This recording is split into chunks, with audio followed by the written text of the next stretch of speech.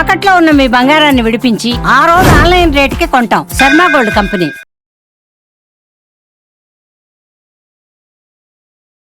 నమస్తే రాహుల్ గారు. నమస్కారం.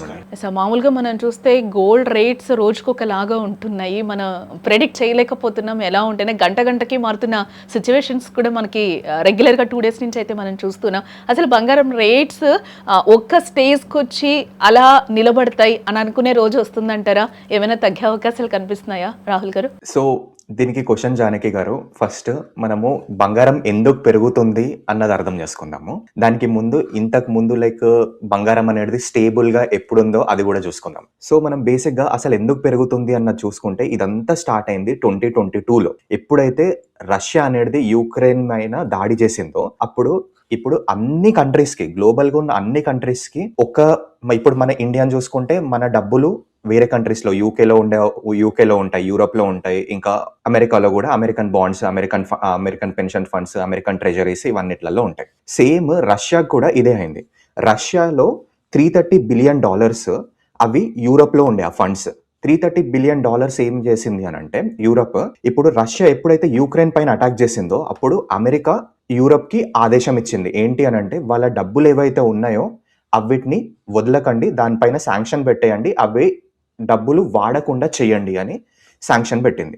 అమెరికా చెప్పడం వల్ల యూరప్ అలా చేసింది. సో ఇలాంటి టైంలో ఏమైంది అని అంటే వేరే కంట్రీస్ అన్ని భయపడడం ఒకటేసారి స్టార్ట్ అయ్యాయి. ఏమనుకున్నాయి, ఇప్పుడు రష్యాకి అదే వచ్చింది, రష్యా యూక్రెయిన్ పైన యుద్ధం చేయడం వల్ల అలా వచ్చింది, కానీ మాకు ఏ విధంగానైనా రావచ్చు. ఇప్పుడు మనము ఇండియా వచ్చేసే యుఎస్కి ఏదైనా అగేన్స్ట్ గా మాట్లాడింది, మేము యుఎస్తో ఉండము అని అనుకున్నది. లేదు అంటే చైనాకి యుఎస్కి ఇంకేదైనా ఏదైనా వాగ్వాదం జరిగింది, అప్పుడు మేము యుఎస్తో క్లాషెస్ జరిగినాయి. సో చైనా కానీ, ఇండియా కానీ, ఇంకా వేరే పెద్ద పెద్ద కంట్రీస్ ఏవైనా కానీ యూరోప్లో లేదంటే యుఎస్ దగ్గర ఉన్న ట్రెజరీస్లలో వాళ్ళ డబ్బులు ఉన్నాయనుకోండి, మా డబ్బులు కూడా ఏవైనా మా డబ్బులను కూడా ఆపే అవకాశం ఉంటుంది అని అనుకొని 2022 నుంచి గోల్డ్ని కొనడం స్టార్ట్ చేసాయి సెంట్రల్ బ్యాంక్స్. ఏం చేస్తున్నాయంటే వాళ్ళ దగ్గర ఉన్న యుఎస్ ట్రెజరీస్ ఏవైతే ఉన్నాయో, యుఎస్లో ఉన్న మనీ ఉన్నాయనుకోండి, ఆ మనీని అమ్మేసి గోల్డ్ని కొనడం స్టార్ట్ చేశాయి. ఎందుకంటే గోల్డ్ని కొనేసి వాళ్ళ కంట్రీకి తీసుకొచ్చుకోవడం స్టార్ట్ చేశాయి. ఇలా ఎందుకు చేస్తాయి అని అంటే గోల్డ్ అనేది సేఫ్టీ అసెట్ అని మనందరికీ తెలుసు. గోల్డ్ మన దగ్గర ఉండడం వల్ల గోల్డ్ అనేది రియల్ మనీ. ఇది చాలా మంది చెప్పింది. ఇప్పుడు మన దగ్గర ఉన్న డబ్బులు అసలు అవి రియల్ మనీయే కాదు, గోల్డ్ అనేది రియల్ మనీ. ఎందుకంటే దీని వాల్యూని, గోల్డ్ ని ఎవరు ఎక్కువ ప్రింట్ చేయలేకపోతారు. గోల్డ్ అనేది ఎప్పటికీ మన దగ్గర ఉంటుంది. యుఎస్ లో ఉన్న ట్రెజరీస్ కానీ, ఇప్పుడు మనం ఎవ్వరు కూడా నోట్స్ అయితే పెట్టుకోలేరు అంతగానము. 330 బిలియన్ అనేది ఇలా బ్యాంక్ లోనే ఉంటది. ఆ బ్యాంక్ ని ఎప్పుడైనా వాళ్ళు ఫ్రీజ్ చేసేయచ్చు, కానీ గోల్డ్ ని అలా చేయలేకపోతారు. గోల్డ్ ని చేయాలి అని అనుకుంటే కంట్రీ మీద దాడి చేయాల్సి వస్తుంది గోల్డ్ ని తీసుకోవడానికి. సో అందుకని కంట్రీస్ అనేటివి గోల్డ్ ని కొనడం స్టార్ట్ చేసాయి 2022 నుంచి. అదే కనుక మనము 2012 నుంచి 2018 వరకు చూసుకున్నాం అనుకోండి, గోల్డ్ అనేది నెగిటివ్ లో ఉంది. అప్పుడు 2012 టైంలో ఆల్మోస్ట్ 35,000 36,000 వరకు వెళ్ళింది తులం బంగారము. ఇప్పుడు 2018 వరకు కూడా 33,000 34,000 ఉండే. సో 2012 నుంచి 2018 వరకు మార్కెట్ అనేది చాలా బాగుంది, ఏం టెన్షన్స్ అలాంటివి లేవు. 2011లో యూరో డెట్ క్రైసిస్ అని వచ్చింది. ఆ టైంలో గోల్డ్ అనేది కొంచెం విపరీతంగా పెరిగింది, అది త్వరగానే సాల్వ్ అయిపోయింది యూరో డెట్ క్రైసిస్. సో 2012 నుంచి 2018 గోల్డ్ గురించి అసలు ఎవరు ఎక్కువ ఆలోచించలేరు. అది గోల్డ్ మనం ఆర్నమెంట్స్ లాగా అనుకుంటాం. ఇండియన్స్ కి కొంచెం సెంటిమెంట్ ఉంటుంది. బేసిక్ గా ఏషియన్ కంట్రీస్ అన్నిటికీ కానీ సెంటిమెంట్ అనేది ఉంటుంది. చైనాని చూసుకున్న గోల్డ్ వాళ్ళకి కొంచెం సెంటిమెంట్, వియట్నాం కానీ థైలాండ్ కానీ వాళ్ళ గోల్డ్ అనేది సెంటిమెంట్, కానీ ప్రపంచం మొత్తం అదొక సేఫ్టీ అసెట్ లాగా చూసుకుంటుంది. సో 2012 నుంచి 2018 వరకు గోల్డ్ లో ఎలాంటిది కాలేదు, అదంతా బాగానే ఉంది. అప్పుడు మార్కెట్ మీద ఫోకస్ చేశారు. సేమ్ గోల్డ్ ఇలానే ఉంటుంది అని అనుకొని ఇండియన్ గవర్నమెంట్ కూడా సోవరెన్ గోల్డ్ బాండ్స్ అనేటివి తీసుకొచ్చాయి.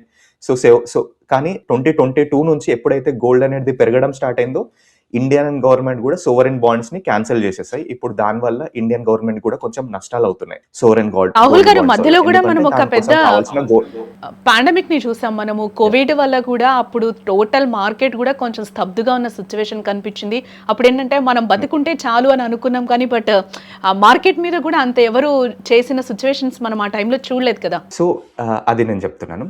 సో ఎప్పుడైనా మనం గోల్డ్ ని చూసుకున్నాం అనుకోండి, 2012 నుంచి 18 దాకా ఓకే అన్నాను, కానీ మళ్ళీ 18 నుంచి కొంచెం స్టార్ట్ అవ్వడం స్టార్ట్ అయింది. ఎందుకంటే 2019 స్టార్ట్ మనకు 2020 మార్చ్‌లో కోవిడ్ వచ్చింది అని మన ఇండియాలో మనకు తెలుసు. కానీ గ్లోబల్‌గా మనం చైనాని చూసుకుంటే 2019 మిడ్ నుంచి అవ్వడమే నుంచి స్టార్ట్ అవును. అయింది.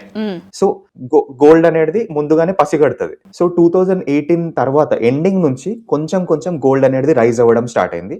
2020లో మళ్ళీ గోల్డ్ చాలా ఎక్కువ పెరిగిపోయింది. ఎప్పుడైతే స్టాక్ మార్కెట్ అనేది డౌన్ అయింది. అది కేవలం రెంట్ మాత్రమే. సో, మళ్ళీ దాని తర్వాత గోల్డ్ అనేది 2020 నుంచి 2022 వరకు బేసిక్‌గా అంతల్నే ఉంది. 2023 అయినా కూడా అంతల్నే ఉంది. ఎంతనో ఉండే అంతే.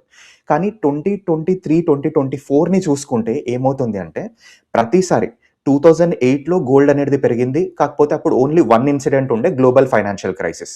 యూఎస్‌లో బ్యాంక్స్ అన్నీ ప్రాబ్లమ్‌లో ఉండే. 2011లో యూరో డెట్ క్రైసిస్ ఉండే.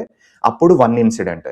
2020ని చూసుకుంటే అప్పుడు 1 ఇన్సిడెంటే మనకు కోవిడ్ పాండమిక్ అనేది ఉండే. కానీ 2024, 2025 ప్రెజెంట్ చూసుకుంటే చాలా ఉన్నాయి. దేశాల మధ్యల యుద్ధాలనేటివి ఆగట్లేదు. రష్యా, యుక్రెయిన్‌కి యుద్ధం ఆగట్లేదు. మిడిల్ ఈస్ట్‌లో వర్రీస్ అనేటివి ఉన్నాయి. ట్రంప్ వచ్చేసి గోల్డ్ పెరిగేటివి ఏమేం చేయాలో అవన్నీ చేసేస్తున్నాడు.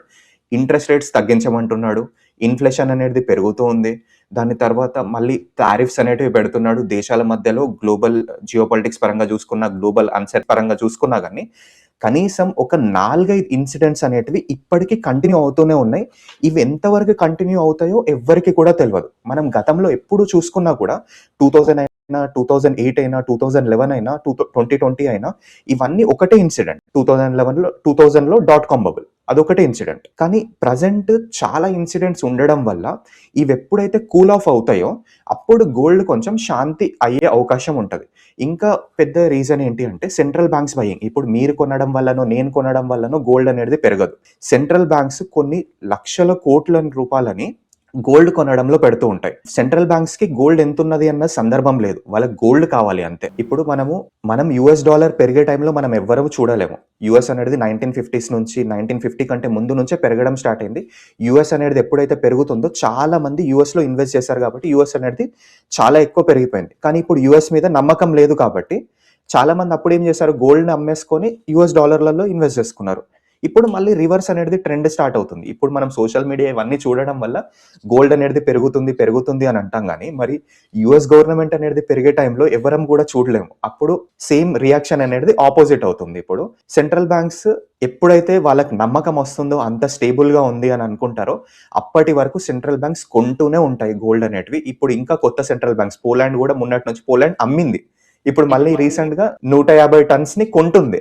సో, ఇలా కొత్త కంట్రీస్ సెంట్రల్ బ్యాంక్స్ అన్నీ కొనడం స్టార్ట్ చేసాయనుకోండి గోల్డ్ అనేది ఆగదు. ఓకే. గోల్డ్ ఎప్పుడైతే ఆగుతదంటే ఇవన్నీ టెన్షన్స్ అనేటివి శాంతి అవుతాయో అప్పుడు గోల్డ్ అనేది కొంచెం పడే అవకాశం ఉంటది. లేదు అంటే స్టేబుల్ అయ్యే అవకాశం ఉంటది. కానీ అప్పటి వరకు పెరుగుతూనే ఉంటుంది. ప్రెడిక్ట్ అది ఎంత అయితే మనం పెరుగుతుంది, చేయలేం. ఎక్కడి వరకు Yes. అది ఎంత పెరుగుతుంది, ఎక్కడి వరకు పెరుగుతుంది అన్నది మాత్రం ఎవ్వరు కూడా చెప్పలేరు.